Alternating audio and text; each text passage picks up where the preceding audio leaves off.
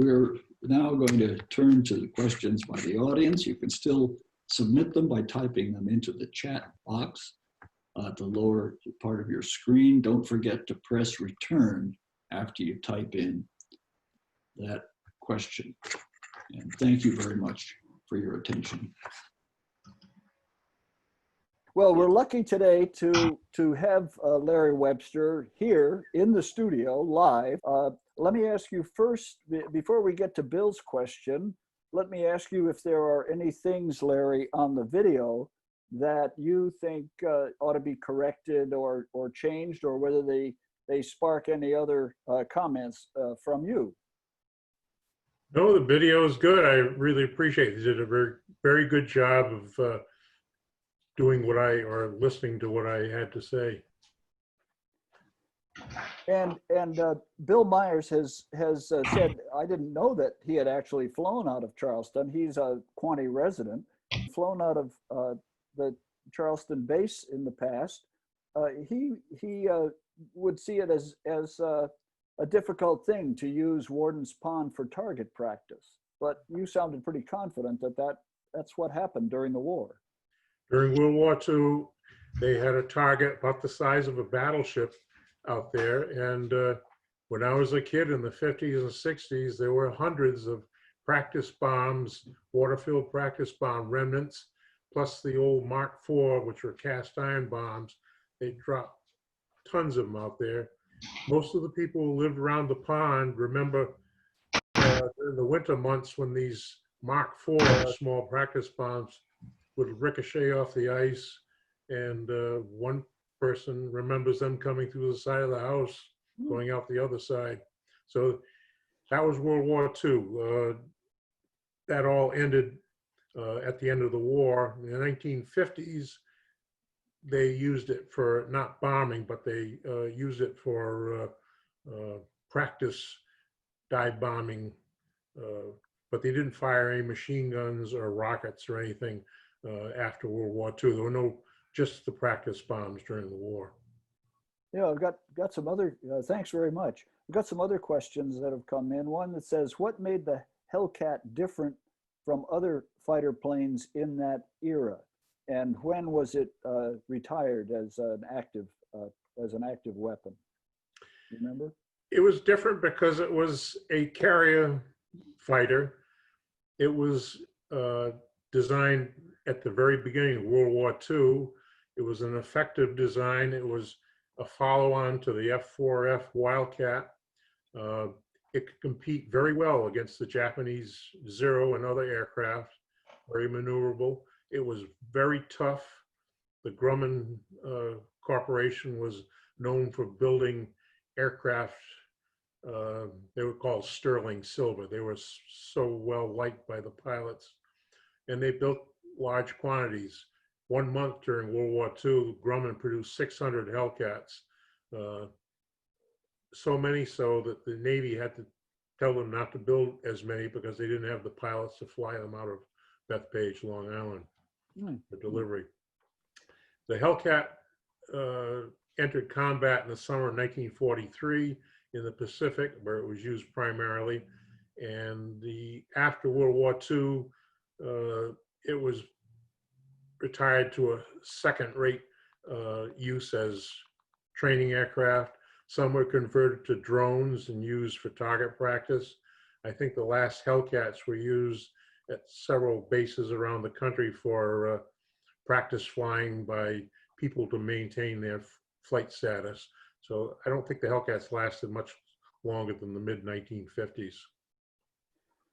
Another question. What we heard was that there was almost one crash every 2 weeks out of Charlestown. That seems like an awful lot.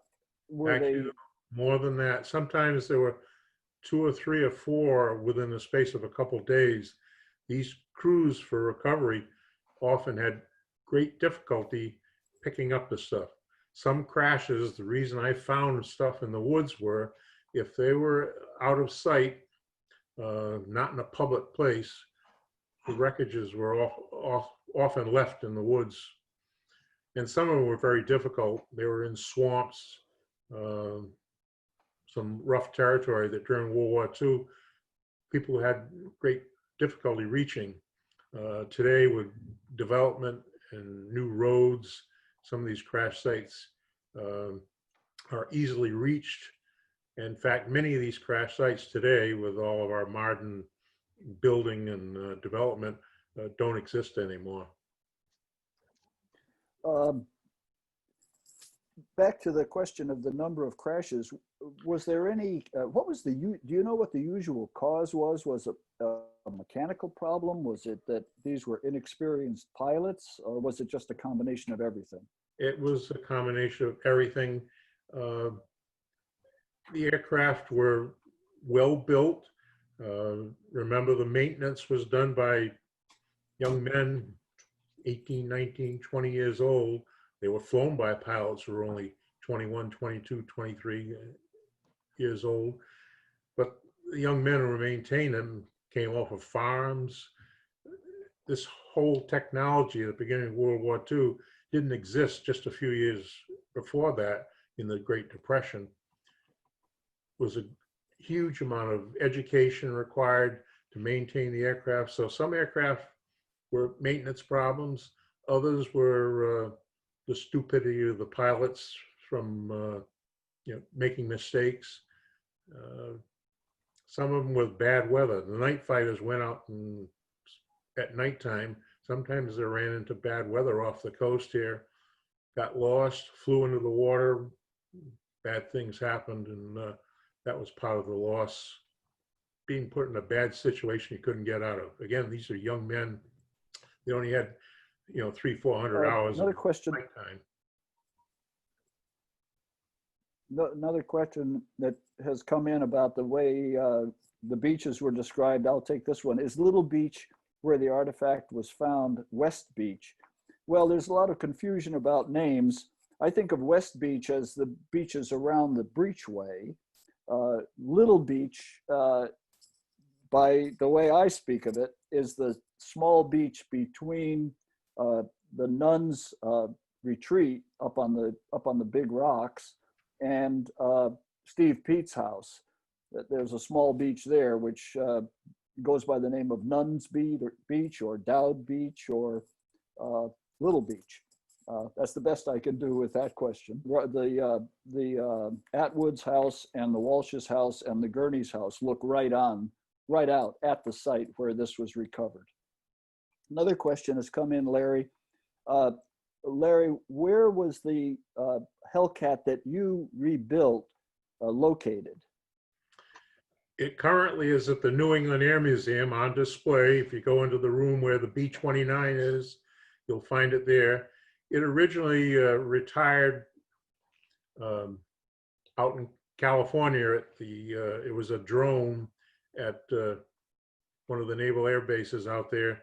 It had a crash landing and they put it in storage for probably 15 years until the New England Air Museum obtained it on loan from the Navy.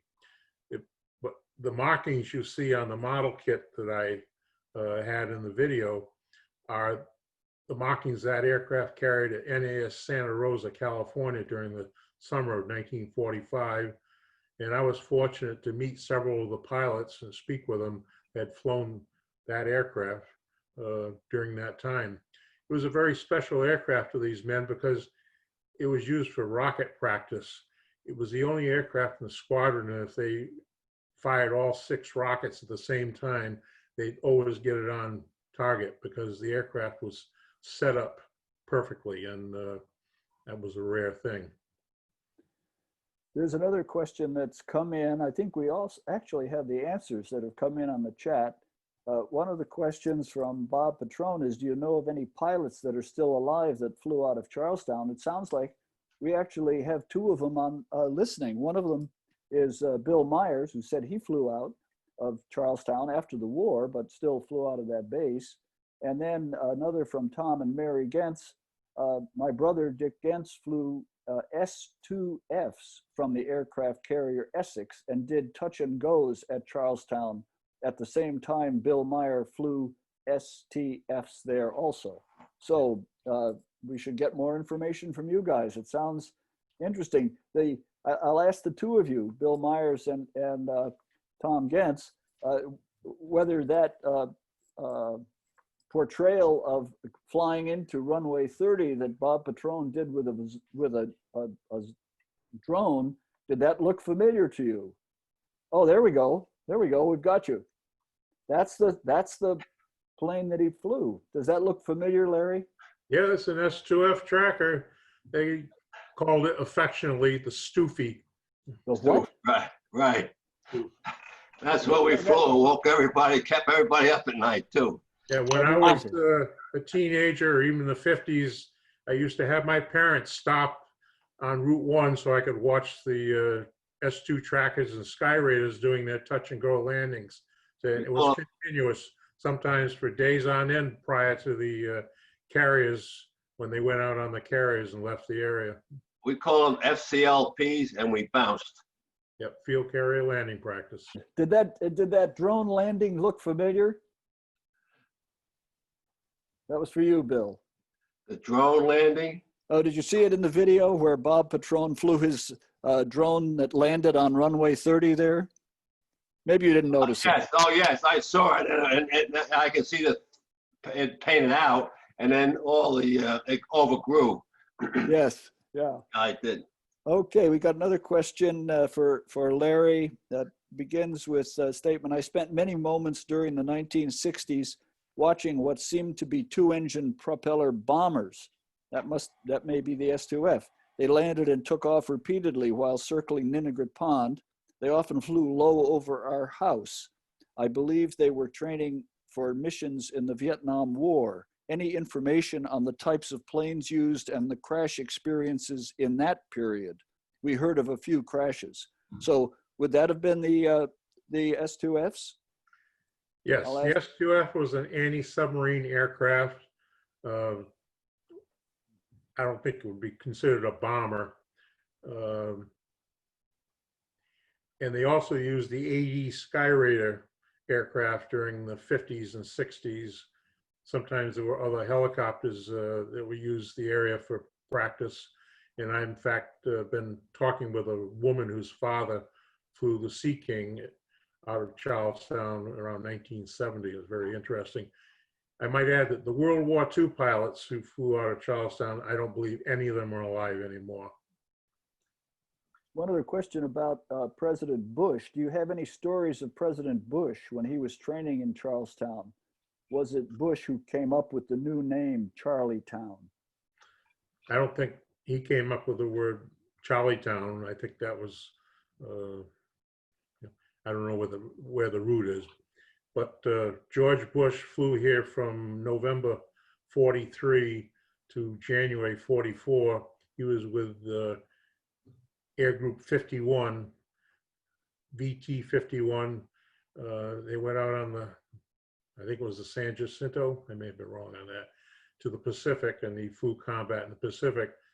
He met, or his girlfriend, Barbara Bush, stayed in Charlestown for a short time while he was here.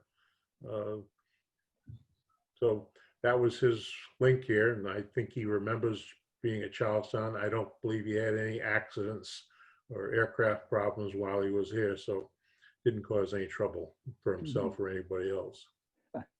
Or at least not that we know of, huh? Right. Another question, are there any Hellcats still flying? Yes, the one the Bob Collins Foundation restored was flying last year. In fact, it won the Grand National Champion at Oshkosh. There are several others that are flyable. Most of the Hellcats now are either in museums or static display. They're not capable of flight. But the warbird movement likes to see aircraft flying, and so there might be several more that exist that we'll see in the air in the coming years. Thanks. We probably have time for only one or two more questions. Here's one that's come in. I understand the planes had to be catapulted off the aircraft carrier flight decks. How did that kind of a thing work? Well, it was a cable with a catapult system. during World War II, I don't believe all the carriers had catapults, but as the war went on, the new Essex class carriers did.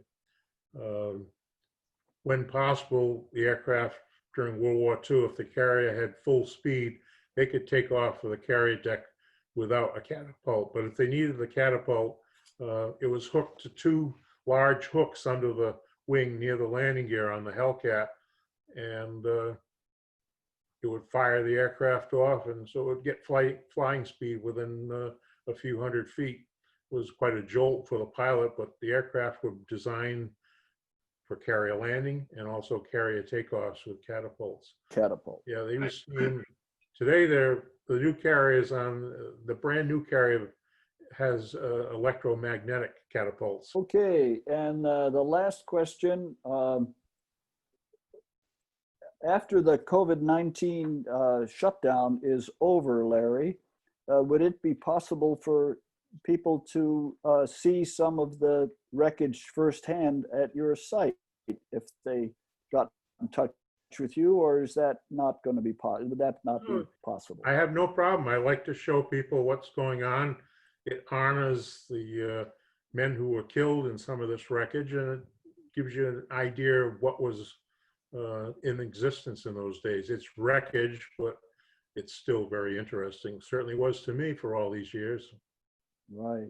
All right. Well, thank you. That's a nice invitation if anyone wants to get in touch with Larry through the Quonnie Historical Society. So, Larry, thank you so much for making the time to come up here and share your expertise. We do appreciate it.